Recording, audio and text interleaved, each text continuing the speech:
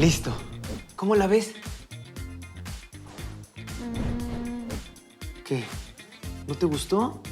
Sí, el arreglo es bonito, todo combina perfecto. Entonces, ¿qué tanto le ves? Hugo, ¿de verdad no notas algo un poco raro aquí? ¿Que aparece tu ex el de las pizzas? Si quieres, lo quito. No. ¿Algo más? No sé. ¿No puso una foto tuya con brackets? Sabes que nunca me importaron los brackets. ¿En serio no notas nada? No sé. Tu peinado de aquella... Hugo, Me rindo. ¿no te dice nada el término equidad de género? Algo. Bueno, pues de eso tenemos que hablar. Será después porque hoy tenemos programa. O para allá, porque el tema es urgente. ¿Y el programa? Pues justo lo podemos hacer de eso. A ver, pero ¿qué tiene que ver las fotos en la pared, la equidad de género y los temas de comunicación? No te preocupes. Verás que mucho. Mi hermano no se dio cuenta, pero esa pared nos puede servir para ilustrar un problema que a veces es tan común que pasa desapercibido. Y es probable que Hugo siga sin encontrarlo. No, pues nomás no sé qué está mal. El problema es la cantidad de fotos que hay de ti y la cantidad de fotos que hay de mí. Bueno, pero ese no es tema de género. Eso significa más bien que tenemos en la casa más fotos en las que yo salgo. Puede ser, pero ¿qué me dices de la cantidad de amigos o amigas que aparecen? Fíjate bien, hay más del doble de caras de hombres. ¿Estás diciendo que estoy discriminando solo porque decido cuáles fotos me parecen más interesantes? Estoy diciendo que la presencia y la importancia de los hombres generalmente es más grande que la de las mujeres. Pero es solo una pared. Una pared que ilustra muy bien lo que sucede en la vida allá afuera. Con esta pared no tengo problema. Al rato cambiamos algunas fotos y ya estuvo. Pero en la vida diaria el tema es más complejo. ¿En la calle? En la calle, la escuela, la ciencia, los deportes, la televisión, los negocios, la política, el cine, el arte, el trabajo y la literatura. Yo veo allá afuera igual número de mujeres y hombres. Así es. Pero habría que ver cómo los espacios y las oportunidades se distribuyen en todos los ámbitos de la vida. Bueno, sí me queda claro que los hombres hemos tenido más oportunidades y muchas más posibilidades de educación, de trabajo, de desarrollo, de esparcimiento. Sé que lo entiendes, pero a veces no lo vemos del todo. Por eso me gustó el ejemplo de la pared, porque una parte del problema es cómo distribuimos el acceso, la presencia, pero la otra es que tú mismo viste esa diferencia como algo natural. No es fácil darse cuenta. Para darnos una idea, esto que vemos aquí, con Hugo de lado con mayor espacio y yo de lado con menor espacio, es más o menos lo que pasa todo el tiempo en la vida real allá afuera. ¿Y acá adentro? La verdad es que Hugo no es un mal hermano y la mayor parte del tiempo ambos procuramos que haya un equilibrio en cuanto a las oportunidades, las tareas y las opiniones de cada uno. Pero esto de la inequidad de género está tan arraigado que a veces es difícil erradicarlo. Como con las fotos de la pared. Pero no me has contestado. ¿Qué tiene que ver todo esto con nuestros temas del programa? Pues que esta brecha de género existe en cada una de las cosas que hacemos. Y esto incluye los temas que nos importan aquí, como los medios como la tele o el cine y la literatura. Es cierto. Es muy evidente en la tele cómo la mayoría de los programas de opinión son conducidos por hombres. Y cuando aparecen mujeres, su voz no necesariamente es tomada muy en serio. Pero no solo en los programas de opinión. Están todos esos programas de humor, donde las mujeres son más bien expuestas como objetos y no tienen una voz propia. Y donde la mayoría de los chistes tienen tintes sexistas. No se diga en los programas deportivos, en los de entretenimiento, en los reality shows. O en este programa. Es una broma, Viviana. Ah, pa' bromitas. Una broma que sirve muy bien para ilustrar lo que definitivamente sí pasa en la televisión todos los días. ¡Claro! En la televisión es muy evidente, pero en otras áreas como el cine, esa brecha de género también existe y de manera muy importante. Pero en el cine ya también hay superheroínas. ¡Claro! Y en la tele también cada vez hay más conductoras de programas, pero el camino todavía es largo. Mira estos datos. De los 216 largometrajes registrados en México en el 2019, solo el 20% fueron dirigidos por mujeres. Y esto, me imagino, no significa que las mujeres tienen pocas ganas de hacer cine. Tiene que ver con la forma en la que la industria y el sistema inhiben de manera estructural la participación de las mujeres en ámbitos como el cine. Como por ejemplo... Como el acceso a la educación, los perfiles culturales de género que imponen la idea de que los hombres tienen más cosas que decir. Claro, o la creencia de que son más capaces para dirigir. Exacto. Y si bien la participación de las mujeres viene creciendo con el paso de los años. Y ha habido un cambio paulatino en su participación en todos los ámbitos de la producción cinematográfica. También la brecha es muy grande. Pero ¿quién mejor para contarnos esto que nuestra invitada de hoy? Hola Hugo, hola Viviana, ¿cómo están? Espero que todo bien. Hola, ¿cómo estás? ¿Es difícil ser directora de cine en México? Sí es muy difícil ser directora de cine en México, la verdad, ¿para qué negarlo? Hay muchas trabas en el camino, sobre todo yo diría que temáticamente los temas que luego nos interesan a las mujeres son temas que se ven como menos importantes muchas veces, o no solamente los que nos interesan, porque nos puede interesar todo, pero muchas veces los temas que reflejan o reflexionan específicamente sobre cosas que nos pasan a las mujeres son percibidos como temas menos importantes o menos relevantes. ¿Cuál es tu experiencia como directora desde la perspectiva del género? Para mí es muy importante hacer las cosas con perspectiva de género o con mirada femenina, que ¿no? Ahora le dicen de muchas maneras a eso, cosa que para mí no significa cambiar de punto de vista, ¿no? No significa como, vamos a dejar la mirada masculina y ahora nos vamos a poner los lentes de la mirada femenina y ya.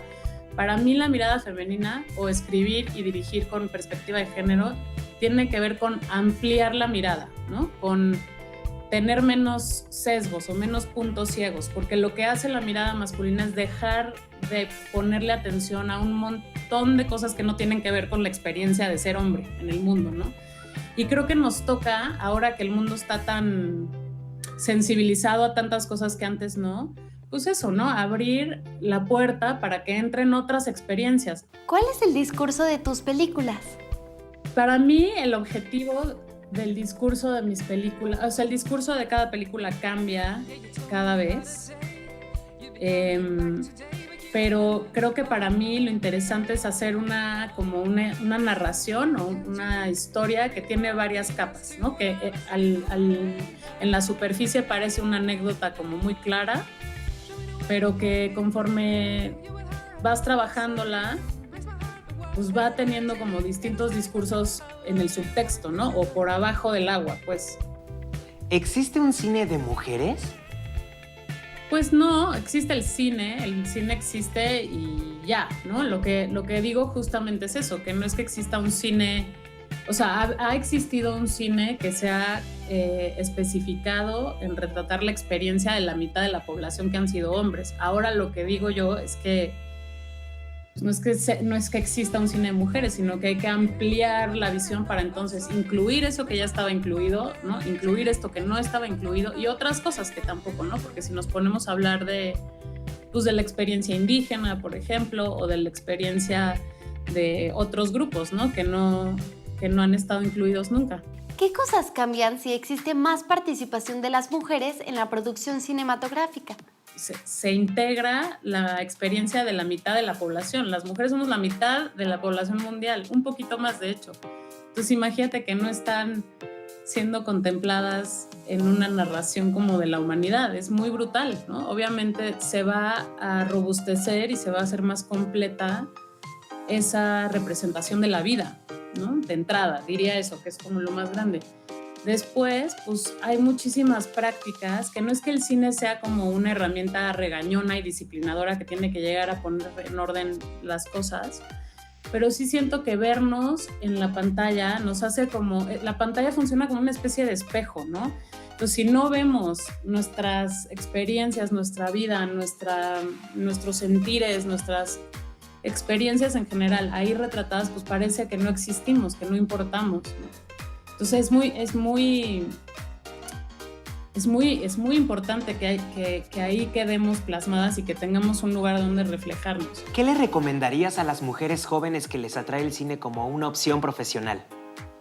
Yo les diría a todos esos y esas jóvenes que tienen que tener mucha capacidad de brincar la frustración. O sea, es una carrera de mucha frustración y de mucho trabajo. O sea, parece que no, parece que todo es risas y diversión, y no, es mucho trabajo duro y mucha frustración. Creo que también hay que tratar de observar la vida y de ser profundos, no irte a la superficie, ¿no? Sobre todo, porque hay mucha gente que se mete al cine por lo que está afuera, ¿no? Por lo que parece, por lo glamoroso o por lo fascinante, y no, esto es un trabajo de mucha observación al ser humano y de mucha reflexión y de mucho pensamiento. O sea, somos ñoños los cineastas. Y pues nada, me despido de Hugo y Viviana. Muchas gracias, nos vemos. Bye. Ya entiendo. Entonces la brecha de género en el cine tiene que ver con la poca cantidad de películas dirigidas por mujeres. Exacto. Y no solo eso, también tiene que ver con las historias que el cine cuenta, de qué tratan y qué papeles juegan las mujeres en ellas. ¿También ahí está dispareja la cosa? Piensa en algunas películas súper taquilleras, como Star Wars, Harry Potter o El Señor de los Anillos. Ajá. ¿Quiénes son los protagonistas? ¿Son hombres? ¿Son mujeres? Si hay mujeres, ¿cuál es su rol? Interesante. Pero hay algunas películas donde las mujeres son protagonistas. Sí, pero ¿cuántas? La verdad es que la gran mayoría de la producción comercial de cine en el mundo no supera el test de Bechdel. ¿El test de Mendel? De Bechdel. Un ejercicio muy interesante para poner a prueba qué tanto una película le da su lugar a las mujeres como personajes dentro de la historia. ¿Y ese test quién lo aplica o qué? ¡Cualquiera! De hecho, es un test muy simple, aunque muy revelador. ¿Y de qué va o qué? La película que tengas en mente tiene que pasar 3 preguntas. Si la respuesta a alguna de ellas es negativa, la película no lo habrá pasado. Piensa en una película, tu favorita. A ver... No me digas cuál es, solo piensa en ella. Listo. Ok, primera pregunta. ¿Aparecen en ella al menos 2 personajes femeninos? Sí. Bien, la siguiente pregunta es, ¿hablan entre ellas? Espérame, pienso... Sí. Muy bien, entonces vamos a la última pregunta. ¿Hablan sobre algo distinto al tema de los hombres? No entiendo. Se refiere a que si sus conversaciones hablan de temas que les son relevantes a ellas principalmente, o si en su lugar solo hablan de cosas que pertenecen al universo de los personajes masculinos. Yo creo que sí, pero espérame. A ver... ella entra a la escena, le dice... Uy, creo que no. Uy, entonces tu película no pasó el test de Bechdel. ¡Órale! Pero entonces mi película favorita es primordialmente una historia sobre hombres. No solo tu película favorita, sino la gran mayoría. Mira este gráfico. Según un artículo de la BBC, estas son las películas ganadoras del premio de la Academia a la mejor película hasta el 2016. Esta barra larga que ves en cada una es el porcentaje de diálogo de personajes masculinos que hay en cada película. Y la barra cortita es el porcentaje de diálogos de personajes femeninos. Uy, eso es muy fuerte. Y como la pared de las fotos, no lo imaginamos hasta que no lo revisamos con detenimiento. Pues está interesante este test. La verdad es que el test ya tiene su tiempo y hay quienes dicen que podría ser mejorado. Pero a mi modo de ver sirve mucho para evidenciar la brecha de género en el cine. Y no solo en el cine. Lo dices bien, o en las series o en el teatro. De hecho, el test tiene su origen en la literatura. Claro, suena lógico. Se originó en la tira cómica llamada The Rule, de Alison Bechdel, publicada en 1985. A su vez, Bechdel, la autora, Cita como fuente de inspiración el libro Una habitación propia de Virginia Woolf. ¿Y por qué o qué? ¿De qué va el libro? ¿Qué te parece si se lo preguntamos a la propia Virginia Woolf? Ella lo explicará mejor que yo. Va. Bueno, el libro es un ensayo basado en una serie de conferencias que di a propósito del espacio reducido que las escritoras hemos tenido dentro de un universo literario dominado por los hombres. ¿En la vida real? Sí, pero también me quedaba muy claro que los personajes femeninos de ficción carecían de una historia propia y estaban contados solo desde su relación con el otro sexo, no más. De ahí que décadas después Alison Bechdel tuvo la idea de hacer esto más evidente.